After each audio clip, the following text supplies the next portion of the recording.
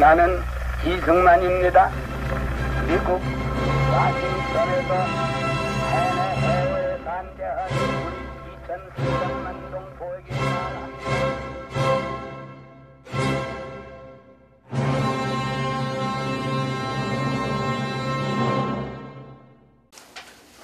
여러분 안녕하십니까? 대한민국 국부 이승만, 대한언론인회가 KJTV를 통해서 이승만 바로 알기를 목표로 보내드리고 있는 국부 이승만. 오늘은 생지옥 한성 감옥에 대해서 알아보겠습니다. 오늘 내용은 역적이 된 사연과 이승만이 어떻게 해서 사형수가 되었는지 그 내용을 알아보도록 하겠습니다. 1898년 12월 말 이승만은 당시로서는 하늘을 거역하는 엄청난 거사에 가담합니다. 고종 황제를 폐위시키고 그 대신 의화군 이강을 새 황제로 추대하면서 박영효 중심의 강력한 개혁 정부를 수립하려던 쿠데타 음모에 참여한 것입니다. 이승만은 일본에서 미리국한 이규원 등 박영효 지지 세력과 접촉하다가 음모가 사전에 누설되면서 지명 수배됐습니다. 이승만은 급히 배제학당으로 도피했습니다. 서양 선교사가 세운 곳이어서 일종의 치외 법본적인 지역이기 때문입니다. 도피 18일째인 1899년 1월 9일 미국 의사 셔먼이 왕진에 나섰습니다. 한국인을 치료하러 가는 길에 통역이 없다는 말을 듣고 도피 생활에 좀이 있으시던 이승만이 따라 나섰다가 곧바로 체포되었습니다. 고종 황제를 폐위하고 이강을 황제로 삼자 하는 음모는 동경에서 박영효 일파가 꾸민 음모였습니다. 그 음모에 이승만이 직접 가담한 건 아니고요. 단지 11월 29일 출범한 중추원, 이 중추원이 입법기관으로 바뀌죠. 이거는 만민공동의 독립협회 투쟁의 승리로 고종 황제가 받아들인 겁니다. 그래서 50명 의관, 지금 말로 국회의원입니다. 의관을 임명하죠. 관선 국회의원이죠. 그러니까 임금이 임명한 거니까. 거기에 개화파의 한 명으로서 이승만도 국회의원이 됩니다. 그때 나이가 만 23살 청년입니다. 그런데 이 중추원이 출범한 것은 무엇을 의미하느냐? 한국 역사상 최초의 입법기관으로 만드는, 쭉 독립협회가 꾸준히 주장하던, 이승만이 그렇게 외치던 입헌군주제를 만들기 위해서 출범한 것이 중추원 개편이죠. 그 중추원을 명실공히 현대적 국회처럼, 영국의 국회, 일본의 국회처럼 우리도 그렇게 운영을 해야 되지 않겠느냐, 그렇게 생각을 하고 박영효 일파를 귀국시키는 운동에 가담한 겁니다. 박영효는 민비를 폐비시키는 운동에 앞장섰다가 대역죄인으로 몰려서 또 일본으로 쫓겨갔죠. 그 박영효 일파를 데려와서 어떻게 해야 되느냐, 입헌군주제를 제대로 하려면 정부가 수구파 일색으로 되어 있는 내각을 혁파해야 되겠다. 이거를 개화파로 바꾸자. 그래가지고 그 장관이 11명인데 대신이죠. 이 11명을 전부 개화파로 추천하죠. 이승만 일당이 박영효, 서재필을 무시해서 11명 전부를, 윤치호 또 누구누구, 이 사람들로 내각을 바꿔라, 이런 추천서를 고종 황제한테 올리고 압박을 가합니다. 그때 수구파가 또 모략에 나서죠. 이거는 무엇이냐, 황제 폐하 박영효가 왕정을 폐지하고 지가 대통령 하려고 이럽니다. 이러니까 그 의지가 박약한, 그야말로 조변석계 변덕이 심한 고종 황제께서 격노하지요. 그래서 어떻게 합니까? 듣자마자 군대를 동원하라. 그래가지고 그때도 종로바닥에서 집회를 하는 만민공동회 해산,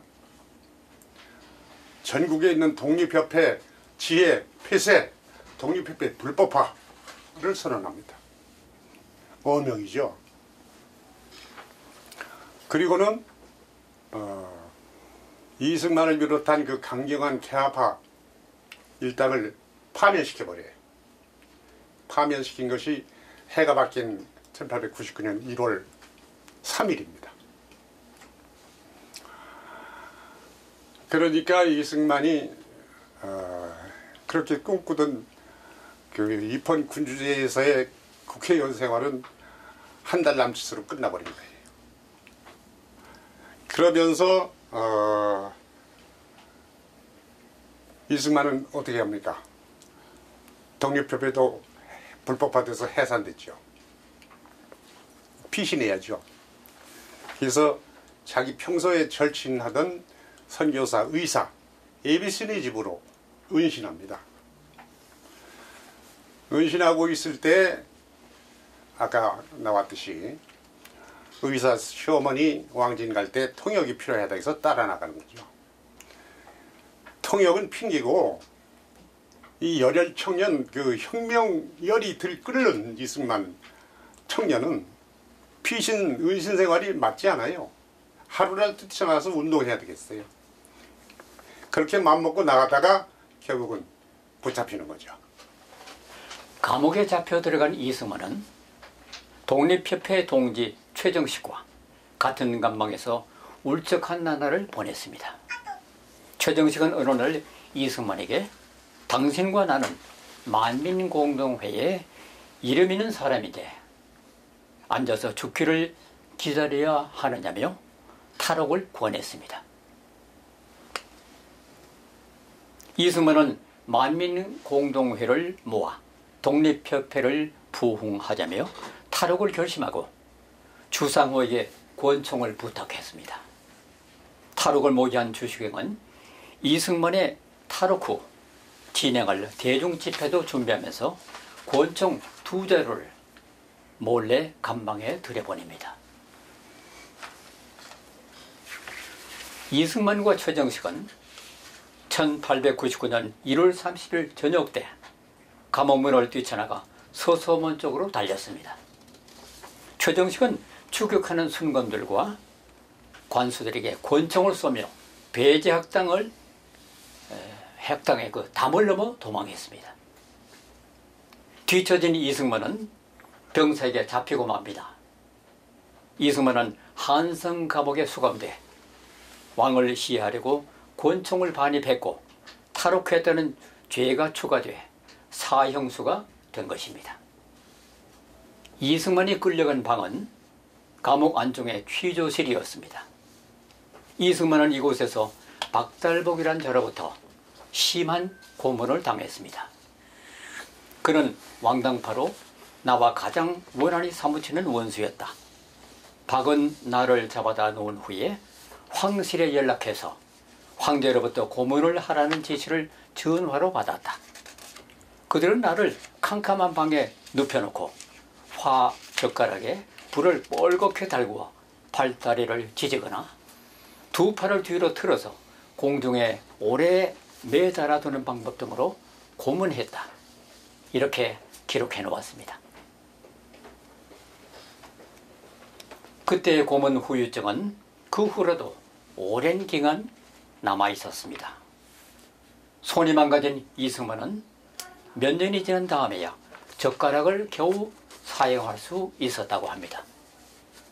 고문하기 이전에 서의 실력은 되찾은 것은 무려 40년이나 지난 뒤였다고 하니까 엄청난 고문이었다는 것이죠.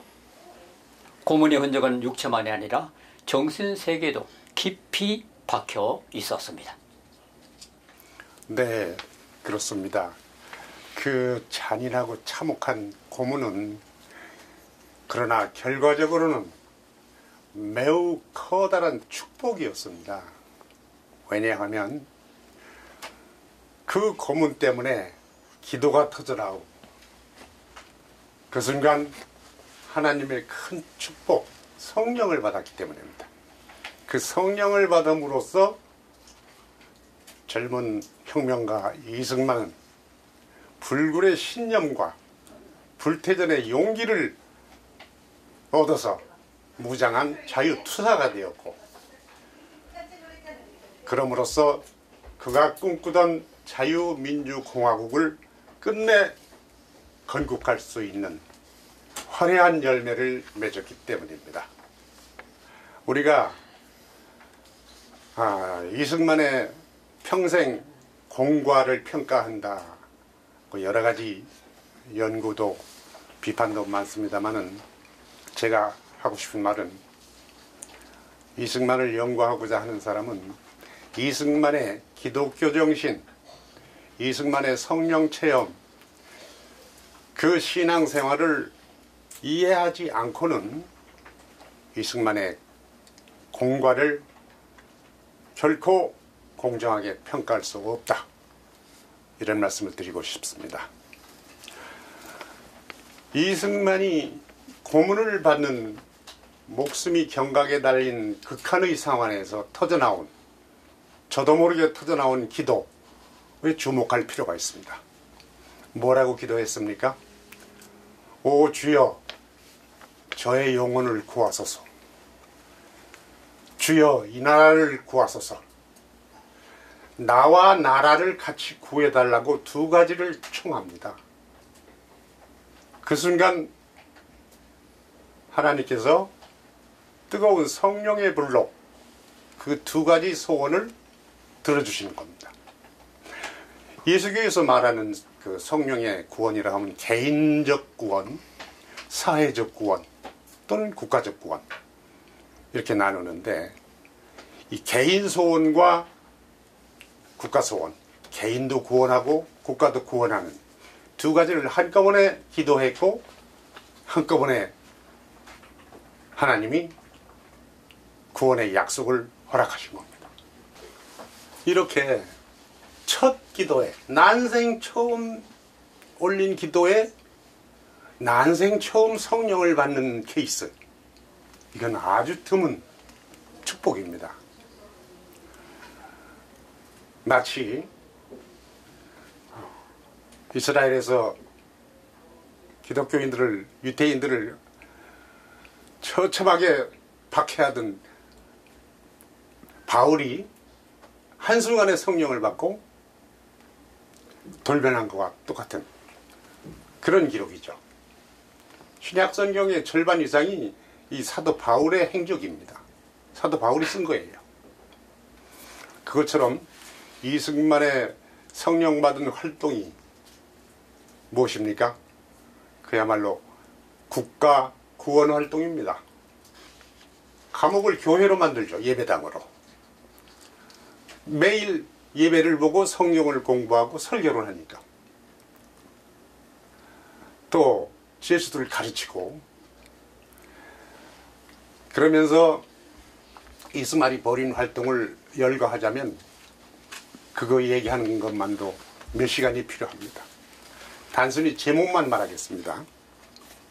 옥중 학교를 세우고 옥중 도서실을 만들고 한글 공부, 조선 역사 공부, 세계 정세까지 제수들에게 교육을 시키고, 500년 썩어 문드러진 존재주의의 노예가 되어버린 백성들의 정신, 영혼은 기독교 정신으로 교화시키지 않으면 바꿀 수가 없다. 우리가 공자, 맹자, 석가모니를 몇천 년 섬겼지만 우리는 점점 더 전제주의 압박의 노예로 더욱 끌려 들어가고 말았다. 나라를 바꾸고 백성을 바꾸는 건 기독교뿐이다. 이런 걸 그때 깨달아요. 그래서 전도를 열심히 하는데 특기할 게 있어요. 1902년도에 쿠데타 음모라는 누명을 쓰고 양반 계급 자제들이, 지식인들이 수십 명이 감옥에 들어옵니다. 그 사람들을 전도해서 전부 기독교로 바꿔요. 유명한 이상재 선생, 유성준, 신흥우, 또 간수장을 포함해서 42명인가? 그러니까 그 성리학의 선비, 평생을 성리학 선비로 벼슬 생활을 하던 사람들이 이승만의 전도로 하루아침에 기독교도가 되는 겁니다. 이분들이 이승만의 평생 동지가 돼요. 이승만이 주창한 3.1 만세운동, 그것을 이끄는 주역들이 되고, 이승만이 구상한 임시정부, 한성 임시정부를 서울에서 설립합니다.